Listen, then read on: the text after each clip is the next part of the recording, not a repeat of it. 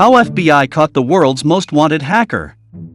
Today, let's talk about the world's most wanted hacker and how FBI hunts him down. This story is full of thrill and fun, so stay up till the end. While the FBI was hunting down notorious hacker Kevin Mitnick in the early 1990s, a newcomer named Eric Wise showed up in Denver, who moved into an apartment on 16th Street and got an IT job at a local law firm. Walking with a slight limp, Wise shared similar traits to Mitnick, such as his height and brown hair. But Wise was much thinner and more fit than the pudgy-faced Mitnick pictured in law enforcement's most wanted posters.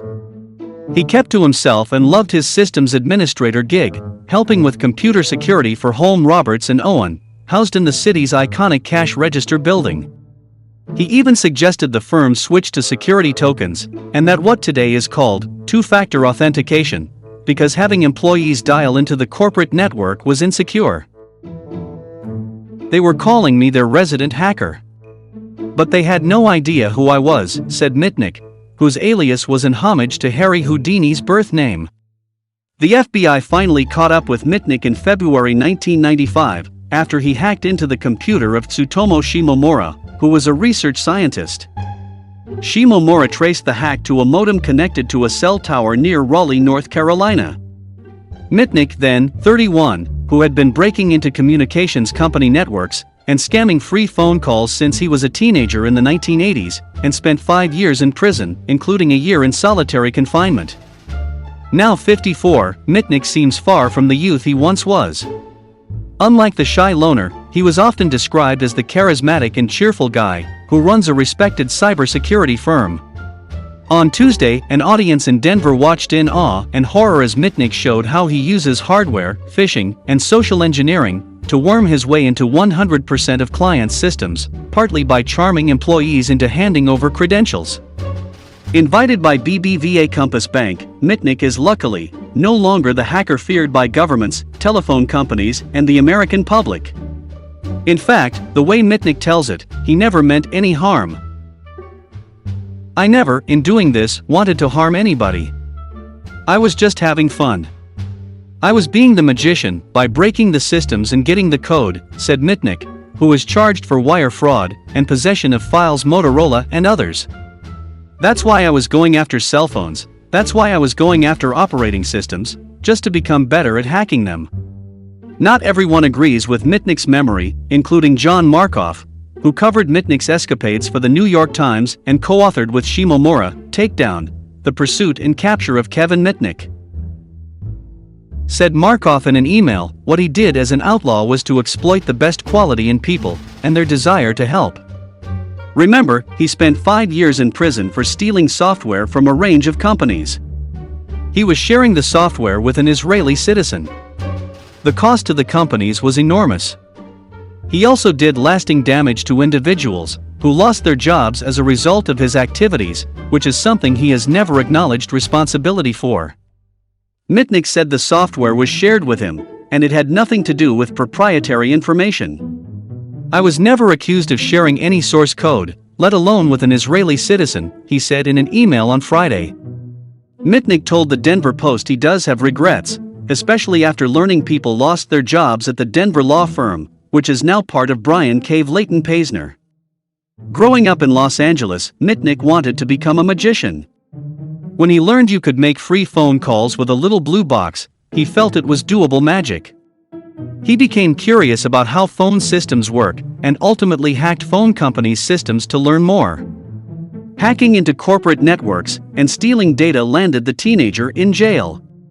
Yet, he kept at it through his 20s and became a fugitive in 1992. He picked Denver because of the Rocky Mountains, and it was as far away as I've ever been in my life, Mitnick said. I just started creating resume and looking at newspapers. I had tailored my background to match 90% of what they were looking for, he said. I would give my own references. It was not hard. I created my own past. In Denver, he was an intentional loner.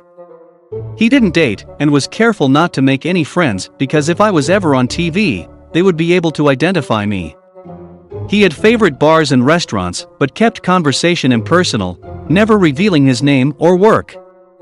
He changed his looks by working out at the YMCA and losing weight. He ditched his glasses. And he put pebbles in one shoe, which made it hurt to walk, and changed his gait. The number one way you can be recognized, said Mitnick, who spent evenings hacking. I just took it day by day. Looking over your shoulder was no way to live. I treated it like I was not even on the run. And when I treated it like that, I didn't have that stress. Cops would drive by, and I would be like, "Hi." I didn't care. It was not like my picture was all over the news or on America's Most Wanted, he said. Once I got on the front page of the New York Times in 1994, I became a very high priority. They used a bad photo that made me look evil and grimacing. So I go, that is great.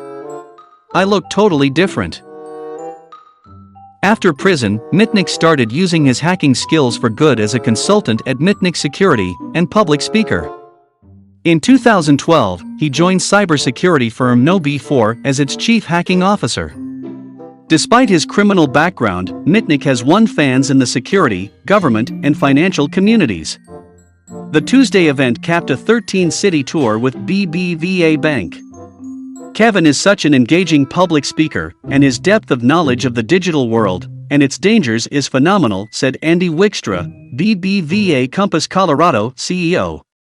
Those two qualities made for an informative and special event for our clients here in Colorado. Even Markoff, the now retired New York Times reporter, felt Mitnick has turned his life around. He is performing a useful public service.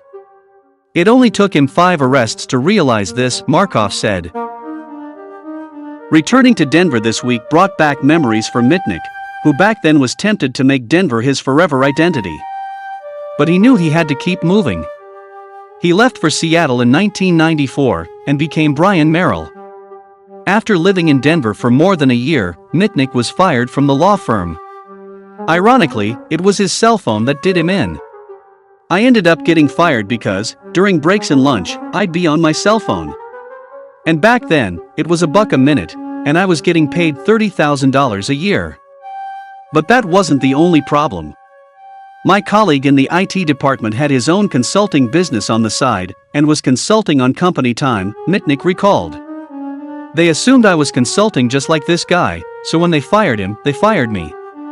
But they got it wrong, I was just a fugitive. So that was the story of the world's most wanted hacker. Tell us in the comments section below, what do you think about him?